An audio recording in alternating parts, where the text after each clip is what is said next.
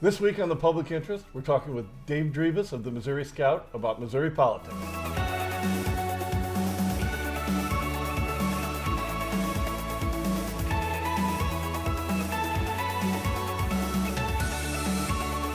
Welcome to The Public Interest with David Stokes. I'm Dave Stokes. Today, we're talking with my friend Dave Drivas of Missouri Scout News Service, web service. Yes. It is a news service, Yes. and also there's some opinion in there as well. Yes. It's mostly news. Yes. We're going to talk about a lot of things. We're going to talk about Missouri politics, local politics, probably throw some better together in there, and a number of other questions. Thank you for joining us on the discussion today. Dave, thank you for being here. Thanks for having me. Well, cheers. Cheers. Dave is officially the first guest of The Public Interest to bring his own alcohol, which is immensely appreciated. I guess and watching very it- thoughtful of him. I guess watching it, I thought that's what everybody did because there's something where somebody doesn't drink this or drinks that. So I figured that was part of, I thought it was BYOB, you know? BYOB is great. It'll save me $4 in beer costs. Exactly. Very thoughtful of you. Busch beer is fantastic. Nothing more American than Busch beer, There you go. in my Right. opinion. After a day at work, you want to have a beer, right? Absolutely, Yeah. absolutely. So, Dave, as we go into 2020, a lot of things to talk about, and we can go in whatever direction you want to go here. But what are the Democrat Party odds in Missouri next year, both at the governor's race and other statewide offices, but also for gains in the legislature? You know, we've had quite a swing in Missouri. For 8 years there, when Barack Obama was president, you know, when he swept in, Missouri was bluish. I mean, not in the legislature, but in those statewide offices, they had almost all of them, you know, except for the auditor's office. Obama became, you know, very unpopular in Missouri, especially rural Missouri, and that seems to have created a situation where Democrats now, now they have to sort of thread a needle, it seems like. And so you have people like Chris Koster, whose path was to be a Democrat. He was a Democrat, but he was pro-guns pretty much. He got the Farm Bureau endorsement. He had sort of rural, he wore boots. He had put on these sort of cues that, hey, I understand rural Missouri. He'd been elected as a Republican. Yes, he had as a previously. state senator. Right. So now Democrats, that seems to be the path they're going, is run up big totals in the urban areas. I guess I'll get around to answering your question a little bit. You know, try to win some suburbs and then don't get killed in the rural areas by looking too much like a national Democrat. That seems like that's a really hard thing to do right now. I mean, recently, Claire McCaskill did it against a flawed opponent in Todd Aiken, who had a terrible gaffe. And Nicole Galloway did it against a flawed opponent in Sandra McDowell, who had all sorts of sort of baggage. But we haven't had a Democrat in the last couple cycles beat a solid Republican candidate statewide. So that's what has Democrats concerned that time may have passed for a while. In the state legislature, huge supermajority in Republicans, more than they probably should be. They've won districts that had been lean Democratic, so it's possible Democrats can take some of that back. But that'd be in suburbs, that they're not going to get any rural seats back. I mean, they've sort of lost that, it seems like, for the time being. The big deal is if this redistricting plan, which passed in the last election, goes into place, then that will change the ground rules for the legislative races. And then I referred to it this morning as the snap from the Avengers. I think if a movie does, you know, 500 million or something, you can refer to it. But it would be a snap that suddenly, you know, you might lose 20 or 30 Republican seats just like that because the redistricting would change. So that's what Democrats have hopeful in 2022. So that will be very interesting. Did all that make because sense? I don't know. That's a No, lot it to sort of absolutely does. And overcome. so the situation, I guess, with the new redistricting system, Yeah. which I don't support the change that they made. I think it's going to be very odd. I think it's, correct me if I'm wrong on this, but they intentionally left out congressional redistricting because they knew the new rules would violate federal law. So the new rule does not apply to the redistricting of the 8 congressional seats. The new rules do not apply to that, but I don't know the motivation behind it. I think it was more worried about a Hammerschmidt, so having more than one purpose, having one more subject in your. I think that's what they were worried about. That's probably what they said they were. Well, what they said they were. They worried kept about. it all to deal with the legislature, state legislature. So I mean, like, But that's- even if they wanted to do that, I think they would have been too nervous to do that. I mean, whatever. I wasn't part of that campaign, so I don't know. You know. But that yeah. said, if 2020 goes very well for Democrats nationally and statewide, Yeah. I mean, they might then miss an opportunity to have with this neutral redistricting system. And I'm not opposed to neutral redistricting systems. And Right. the fact is, for decades, we've had maps drawn by judges Right. in the state. So the statements about gerrymandering were always overstated. But this now completely neutral system could potentially Yeah. be neutralized if they have a big election. Right. In a Yeah. sense each year. Right. Now I don't want to get philosophical here too much, but you know, we can. there's nothing that's really neutral. So the current system, in some sense, isn't neutral. This system would not. I mean, this system, the proposed plan that was voted on and passed, and assuming that it holds, Republicans are going to try to undo it in the next legislative session. Assuming that it holds, that plan was put forward by people who are to the left of the center, who are trying to get Democrats to have more seats. So it's nice of you to say it's neutral in the sense there's a nonpartisan demographer, but like in terms of what it would do, I don't think anyone thinks it would lead to less Democratic seats. You know what I mean? I mean, the idea is to create more Democratic state legislative. That may not be what they would say the idea is, but that's Right. That's clearly the- I mean, clearly I the don't idea think you behind would it. find anybody who would honestly say that they think there'll be less Democrats in this system they're proposing. You know, yeah. Yeah, so I guess, so it's hard to say whether this more neutral or less neutral. I mean, every system has sort of, you know, the way to game the system, I think. So do you think State Auditor Galloway Yeah. will be able to sort of follow how Republicans back in the 70s and 80s would win statewide offices with a legislature that was almost as Right, I guess heavily so. Right. favored by for the Democrat Right. Party as it is now for the Republicans, and they would still win statewide offices? Do you think that's makes a path for Nicole Galloway, or was that just too many of old-fashioned conservative Democrats holding those rural seats with constituents who were only too happy to vote for Republicans at like governor and presidential levels? For Galloway's issue is that she needs great turnout on sort of this anti-Trump. So she needs the angry folks who can't believe this guy became president and we're living through this, you know, for 4 years, come out and vote, who maybe didn't vote, haven't voted in 8 years, 20 years, something, but, you know, things have gotten so crazy, you know, that now I've got to get out and vote. She needs a big turnout from those folks. And she also needs, so she needs to win these suburban seats that have been swinging back and forth. And the theory is, if you believe, you know, some polls, white college-educated women Trump is not something they like, you know, and even if maybe they're believe in some of the policies or something, he's boorish, he's not a pleasant person. That's not the person they want their kids to grow up to be. And so if there's enough of that turned out, I think that's what the Galloway team is counting on, that just as you had a huge upswing in Republican voters 4 years ago that people didn't see coming, who were happy to cheer this guy on who's saying all these things that they haven't heard anybody say before, that now you're going to get the reaction, and that's going to, that urban-suburban vote will cancel out. Do you think it's a good thing or a bad thing for our democracy that these elections have become so nationalized? Like, not to get philosophical, Right. but to take that our elections are so, as I said, nationalized. Like, people are going to be voting in November of 2020, whether they love Trump or hate Trump. They're Right. just going to be going, most of them, Right. straight down the ballot for that party, and some Right. And that's, some local county council person or recorder of deeds in Right. rural Right. who's been working hard and doing a good job is probably going to be tossed out if they're the wrong party. I was just talking to a Democratic senator, state senator, you know, a couple of days ago. We were talking about Medicaid expansion. They might try and put on the ballot for 2020. And I was saying, do you think that can pass? You know, people hate Obamacare, blah, blah, blah. And his basically was saying, look, we got minimum wage passed. I mean, people are not far from our policies. People are far from that national Democratic Party, you know, that has ruined the Missouri brand, is basically what he's saying. Is everybody thinks of Democrats, they think of Hillary Clinton, and they think of, you know, this crazy liberal, not what we're proposing here.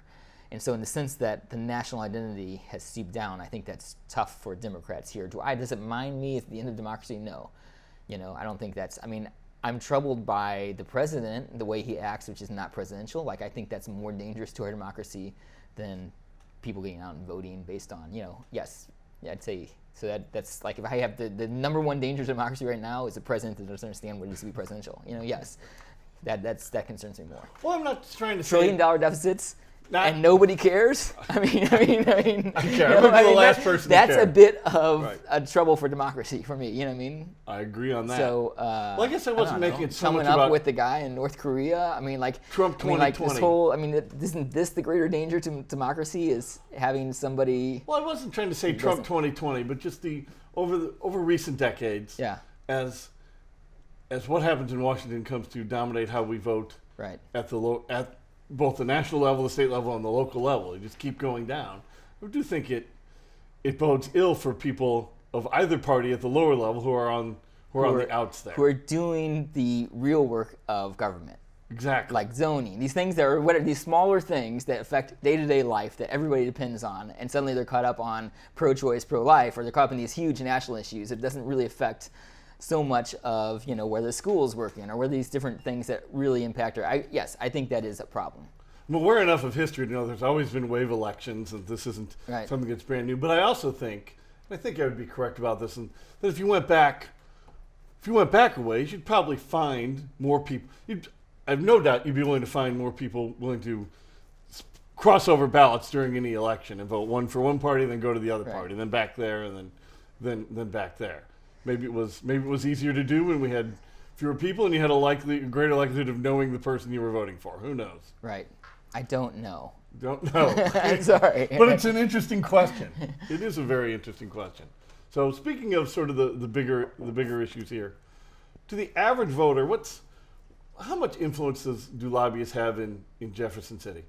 And is it even more so? I don't want to say worse because obviously that applies an opinion on my part. Is even more influence than we realize, or is it not really as much as you think? I think lobbyists are pretty influential. They transmit a great deal of the information which drives the conversation. So that tends to be very influential. I just, because I know almost all of them, they're generally really good people. Like, to me, they're not evil people trying to do this and that. They are, I'm trying to think of the exception, but I can't off the top of my head, but they're honorable people who will tell you what they're doing or explain this provision or how it fits. Like, they're not doing, their word is really important. You know what I mean? Like, they're very upfront with the way that they transact business. They're relied upon, especially now that we have term limits. And we also have had a little bit, I would say a little bit, I don't want to overdo this, but a little bit of brain drain from the staff level also in Jefferson City. And so lobbyists are people who know the law really well and understand, how things fit together and why they're put there. So they're very influential, I would say.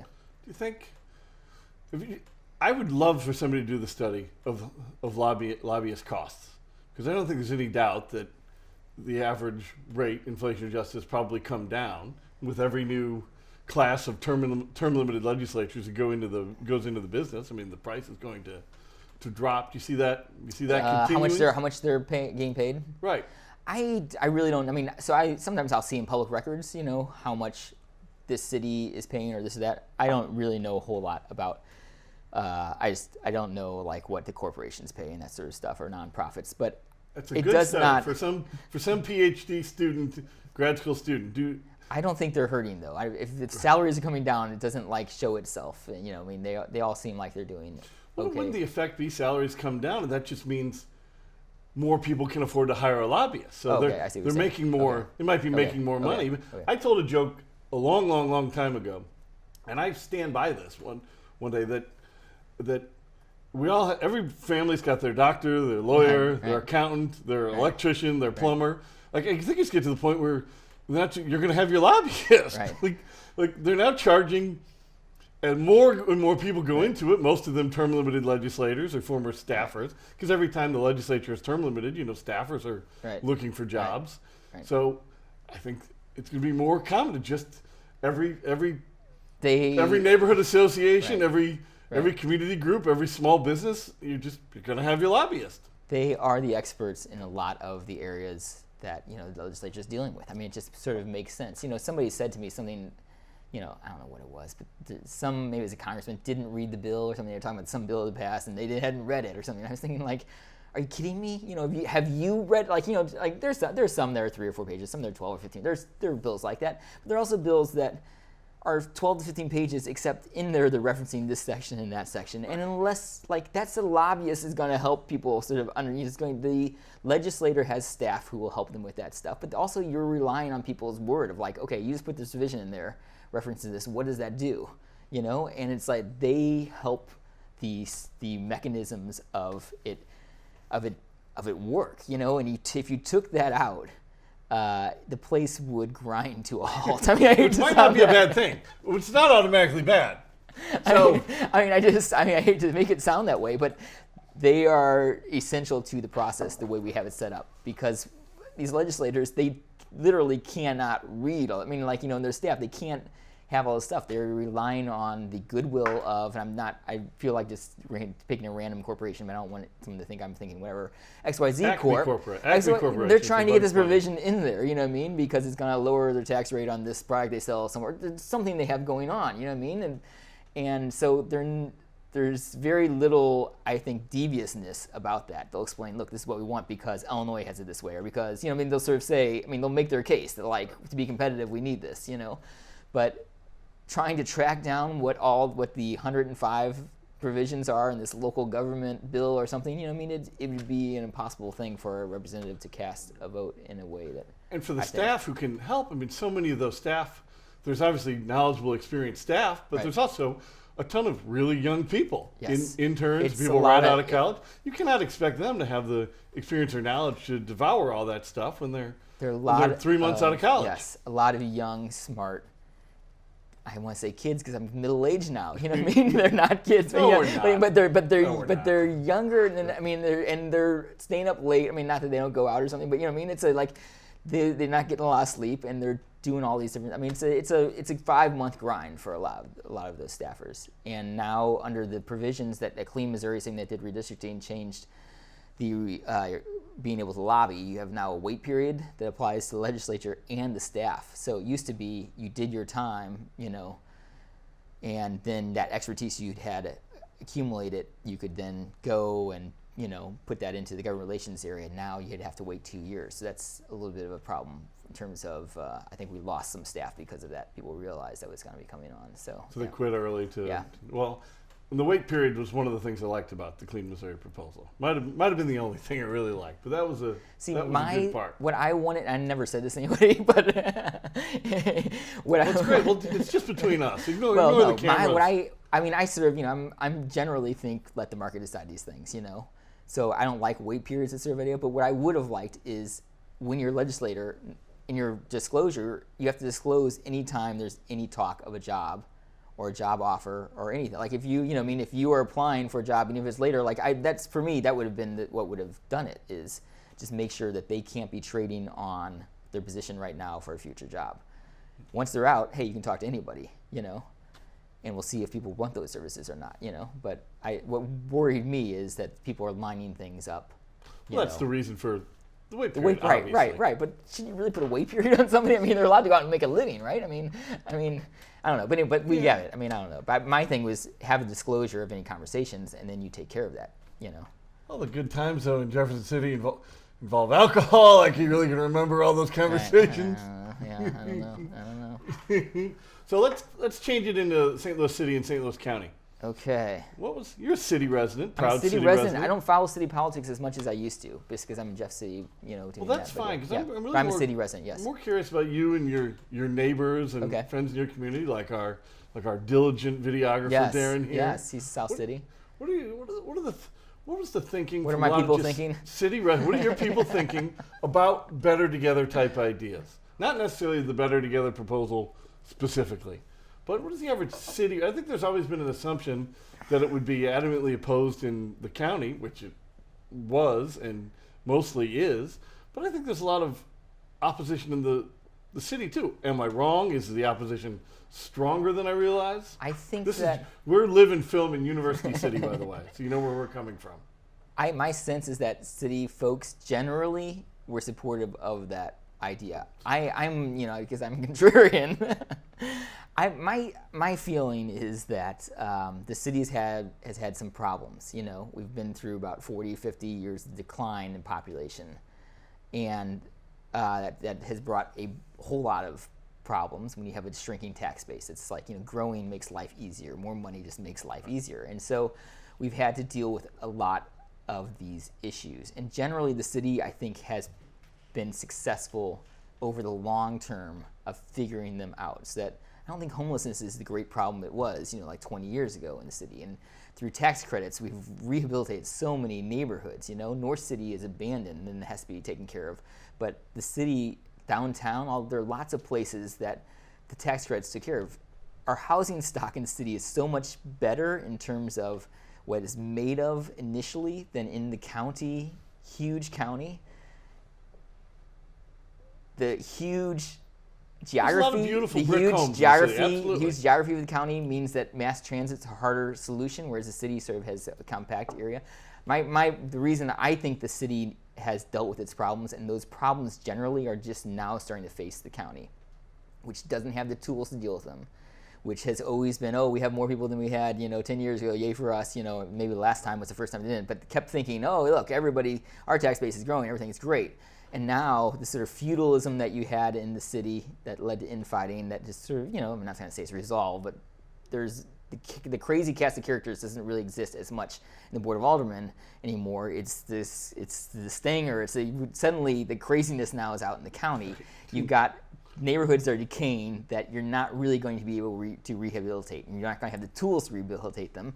You're not going to be able to deal with your homelessness problem because you're so diffuse. Like, to me, I don't want the problems of the county. And I'm not talking about the problems of the county now. I'm talking about the problems of the county in 20 and 30 years. Right. That now you're going to be facing all of these issues. Because you're here, is what I mean, right. In the county. County resident, and we've sort of learned to deal with them. My thing was kind of like, we don't need, we needed the county like 20 years ago and they weren't going to help us. But at this point, we sort of got a lot of these things figured out, Having said that, generally the proposal I liked. I would have voted for it if it had come to some sort of vote to, if we'd done that statewide vote. I mean, I was okay with the proposal, but generally speaking, I'm not a big, gosh, we need to merge the city and the county. It's just not I don't see the city needing that. And I'm a city guy before I'm a regional guy. You're certainly right that it's the population of the city. People always assume that's a negative thing. And of course it is a bad sign, but if it allows the city to get small enough where the tax base can support the services the city become manageable. Need, then it becomes manageable. It's not automatically an awful thing. It's certainly bad that you're not growing, your tax base isn't expanding. Right. But you can't get to a point in the city or in the county because the decline of parts of the county is indisputable. Right. We're coming up on the 5-year anniversary we might be at the 5-year anniversary of an indicator of that. So do you think do you think the Better Together people are going to come? What's the talk in Jefferson City? Is there or is it dead for 2 years? Is it dead forever? Right after it happened, and I think I wrote, because I write every morning, and I just sort of write what I think, which is not always the most informed, thing. I don't remember if that was a dream or a conversation, but I'm going to write it down. I wrote, this is dead. Now it's gone for 10 years. We'll see. It seems like to me, every 10 years or so, we get another plan. You know what I mean? Sort of see in 10 years. And I got some people who, were working on our pro-it saying, no, we're regrouping. We're going back with a smaller scale, working on, I think, consolidating maybe police departments in the county. Just something a little more manageable in a couple months.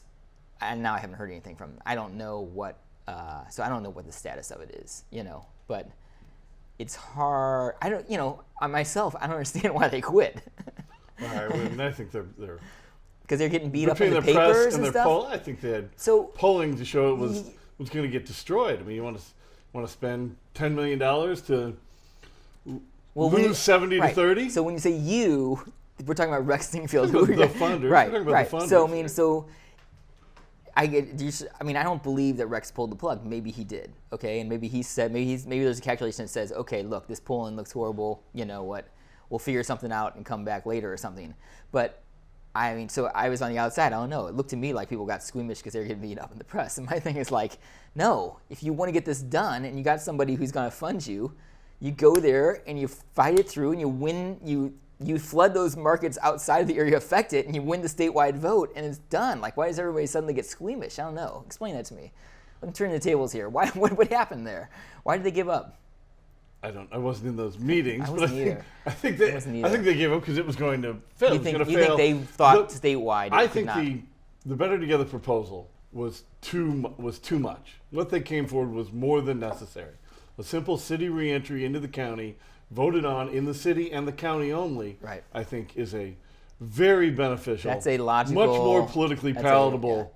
Major important step. Right. That's it's easy. Be hard enough. Easy to visualize. Right. I can understand that. That's going to be hard enough to pass, but right. That's at least a possibility. Right. But I think to go to the metro city and this whole is very sort of is a big deal. Right. I think it was going to cost a fortune. It was probably going to fail. It was going to. Okay. It was going to be, it's a lot of money to lose 80 to 20 in the county and 70 to 30 in the city and not. Now, still lose in the state because the word would get out. Right. You don't have to answer this because you're the person giving the interview. But I think I would have voted yes on it. I think I would have voted yes on it. Have you thought about how you would have voted on it, or were you not decided? About had that proposal had the final version been what they were proposing? Right. I would have voted no. No. Okay. And it's just somebody who supports greater sharing of services and greater consolidation. Right. I thought that proposal was went way too far. Aggressive. Okay, right. I didn't like the statewide vote. I didn't think an absolute full merger was necessary. Right. I want the city re-entering the county, just one more sharing as many services as possible once you do that, expanding the tax base and hopefully lowering the cost, depoliticizing that move as much as possible. Right. Meaning, what I mean by that is, let's not let current politicians fix it so that to their benefit in the long run. Meaning, make sure our supporters get hired and our opponents get fired in the change. Right. That type of thing. Right. So I say that as somebody who wants You're a good something government like guy. this. Right. I am a good government I know you guy. are. Right. Yeah. Yeah. I try to be. I'm a good government, libertarian-leaning person, which is oftentimes a small dinner party. which is, hey, let's get my group together. Why is nobody here? Right. I'm running like 4 election cycles in a row of voting wrong on every statewide issue. You're not voting libertarian, though. No, libertarian, small L. Libertarian right, okay. Yeah, very small L, absolutely. Right. Absolutely. So what are the big issues going to be in Jeff City next year? Now we're going to put it into the wheelhouse you work day to day as opposed to me throwing you Thomas Aquinas-like philosophical questions. So I think the number one priority for the majority party is going to be reversing what was the Clean Missouri, just the redistricting aspect of it. Okay. So to do that, without getting too much in the weeds here, the Senate, there's this, in the state Senate, there is a tradition of being able to filibuster things. To overcome that, you close the debate. And while in the state house that motion may happen 10 times in one afternoon, in the Senate it's considered a traumatic experience that the minority party is upset that their right to just talk forever has been, so then they just will slow things down. So generally speaking, the way that the new tradition seems to be that's been established in the last 3 or 4 sessions is that the minority party accepts that the majority can use that maybe once a session for their top priority, and they do it on the second It's called last moving day. The previous question. Right, moving previous question. Right. The PQ. Right. So they didn't. Sometime in the last 3 or 4 weeks, there'll be some sort of negotiation between the minority and majority party leadership. They'll sit down, and the majority will have 6 bills they want passed, and they'll try and figure out, hey, if we let you pass this one without a filibuster, will you not do those? Or hey, can you leave those for next session? And not PQ. They'll try to come to some arrangement. Last session they did, and they let the abortion bill sort of go through. They spoke for many hours, but the Democrats sort of acknowledged that one was going to go through. There wasn't a previous question, and so I believe that this redistricting is so important because it's about picking up suddenly 15 House seats or 20 House seats for the Democrats. I believe that that's one that they would filibuster, and that the Republicans would have to PQ, previous question.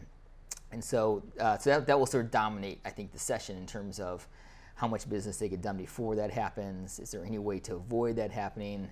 Can the Democrats use any sort of tactics to derail that? And we'll sort of see how all that plays out. But right. And how about gun control? With all what we're seeing, all the debate, both nationally and at state offices around the country, right. Not just Missouri. How much is gun control really going to be the 2020 issue as people move into the next election? In Missouri, I don't hear it. I mean, just among Republicans in the legislature, I haven't heard anybody sort of peek out and say, "Hey, let's do this red flag law," or the background checks. I really don't hear that from them. What I thought was interesting is I didn't hear anything from the presumptive Democratic nominee, Nicole Galloway, after these. She didn't.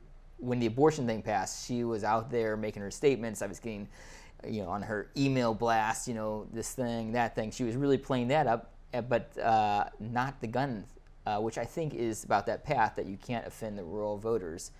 And so there's this nervousness to touch that issue. Although, this touching it, whatever. I don't own a gun. I don't really know. To me, some regulations are not the end of the world. So I don't really, to me, I'm surprised that nobody is at least saying, okay, we're going to say if you have been accused or have you been convicted of domestic abuse, you can't, to me, there'd be some things that would probably pull at 90%. And so it's surprising that that's not even a discussion right now. Well, it'll be very interesting in Jefferson City next year, as it always is. Yes. So, Dave, thank you so much for joining us. We're out of time already? We're out of time already. Oh. We should do a double part. You're welcome to come back. We'd love to have you back, in fact. All right. Thank you for coming. Thanks for having me. We really appreciate it. Thank you for joining us on The Public Interest with Dave and Steph.